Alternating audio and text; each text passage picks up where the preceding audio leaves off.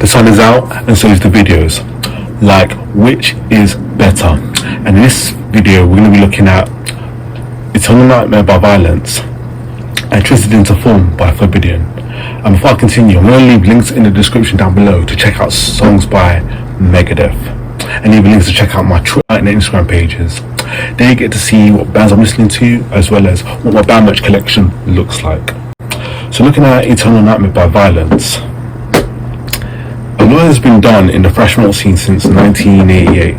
Created by Metallica in 1983 when they released their debut album Kill 'Em All. Since then, both that album and their next album will be important albums to shape the genre as a whole. Metallica, along with Overkill, Exodus, Megadeth, etc., all made classic thrash albums as well, and so did VIO-LENCE, with the brilliance of their album Eternal Nightmare.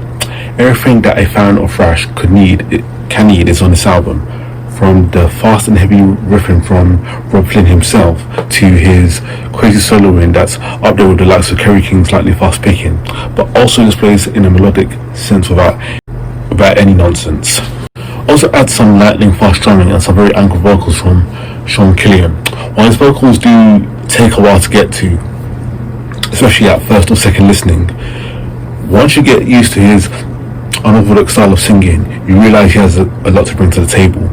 The production is also very good. The guitars sound very country, which is typical for 80s thrash, but sound nice on.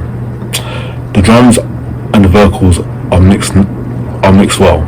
The production is kind of on the raw side, which is good for a thrash album. Every song on here is flawless. However, there are some tracks that stand out more than others. These tracks are the title track, Phobophobia, Calling in the Coroner, and Kill on Command. All of these songs display a strong sense of the fast and heavy riffing along with some insane solos. Phobophobia probably stands out as the most because it's the main riff and is catchy and demands some. When you have an album like this, especially when it only has 7 songs, it feels perfect. You don't need to change too much about it. This band VIO-LENCE is just good at being fast and insane, so they should probably just stick to that. Switching gears, we're going to look at Twisted Into Form by Forbidden. The acoustic introduction gets you ready to hear some amazing thrash metal. These riffs feel fresh and original. I've had to say that there's a lot of modern thrashers who took influence to early Forbidden. Russ is amazing on vocals too, and the leads rhythms are phenomenal. There is nothing lacking from the album, which is what you think was an early album would be in lacking in production quality, but not on here. This smokes. The guitars and vocals hit home in a way that an album should. If you take a liking to thrash metal and haven't heard of this band, then check this one out. It's got so much energy and originality to it. The leads are top notch as well. The vocals are easy to figure out, and you can even figure out what Russ is saying. He actually sings but with aggression, but that's the whole concept to this album. They wanted it to be underground at the same time, where metal was getting heavier and heavier, especially with the growth of the Bay Area bands like Metallica, Testament, Exodus, Death Angel, and so on.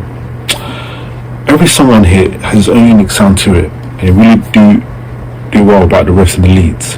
There are a lot of lead trade-offs as well, and the vocals mix well with the guitars. And with Buster behind the set, he did it justice in the metal community with the songwriting and the approach that they take its sheer annihilation. It's real good musicianship, so I'll go as far as it's one of the better albums released in 1990, if not up there with the best. If you know this band or album, then get to know them. Then you'll see how your hair is blown back, everything on here just rips, and all of the members did on this release as well. They hit it home here. It's really amazing from the aspects, and I wouldn't think a thrash album during this time would be so well done, but they did it and they made their fans happy, and this turned out to be a true gem. So there you have it, guys. Let me know in the comments down below what you thought was the better album. Other than that, thanks for watching, and I'll see you next time.